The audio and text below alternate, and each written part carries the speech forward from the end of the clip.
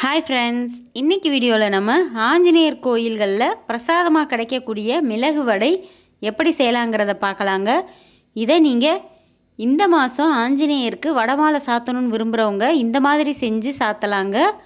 வாங்க கோயிலில் கிடைக்கிற அதே சுவையில் வீட்டிலே எப்படி மிளகு வடை செய்யலாங்கிறத வீடியோவில் போய் பார்க்கலாம். அதுக்கு முன்னாடி இதுவரை நம்ம சேனலை சப்ஸ்கிரைப் பண்ணாதவங்க ப்ளீஸ் சப்ஸ்கிரைப் பண்ணிக்கோங்க. வாங்க வீடியோக்குள்ளே போகலாம்.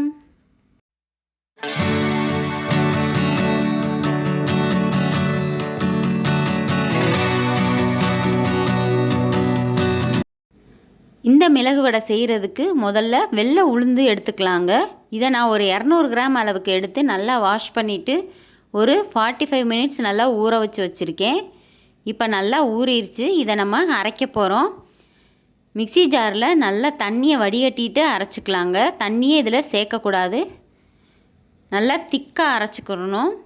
முதல்ல இதை பாதி நல்லா அரைப்பட வச்சிடலாங்க.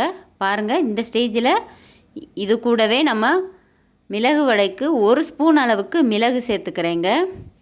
அதே 1 ஸ்பூன் அளவுக்கு சீரகம், தேவையான அளவு உப்பு சேர்த்துக்கலாங்க. நான் கல் உப்பு சேர்த்துருக்கேன் அதே ஸ்பூனில். இந்த மாதிரி உளுந்து பாதி அரைப்பட்ட உடனே நம்ம இதை சேர்த்து அரைச்சிக்கலாங்க. தண்ணியே சேர்க்காமல் நல்லா திக்காக அரைச்சி எடுத்துக்கலாம்.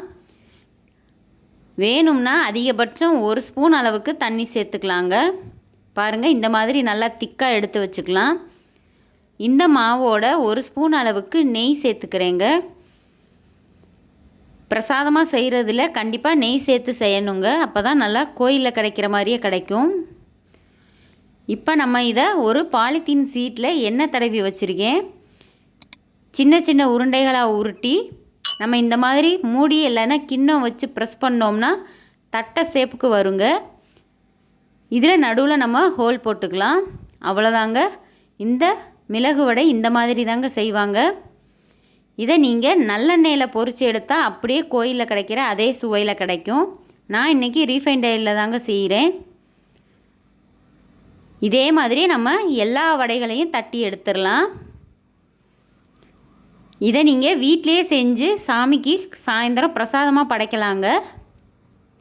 அவ்வளோதாங்க. ஈஸியாக நம்ம கோயிலில் கிடைக்கிற மிளகு வடை தயார் பண்ணிட்டோம். பாருங்கள், இந்த மாதிரி நல்லா கிறிஸ்பியாக இருக்கணுங்க. நம்ம நார்மல் உளுந்த வடை மாதிரி ரொம்ப சாஃப்டாலாம் வராது. இந்த மாதிரி தான் இருக்கும்.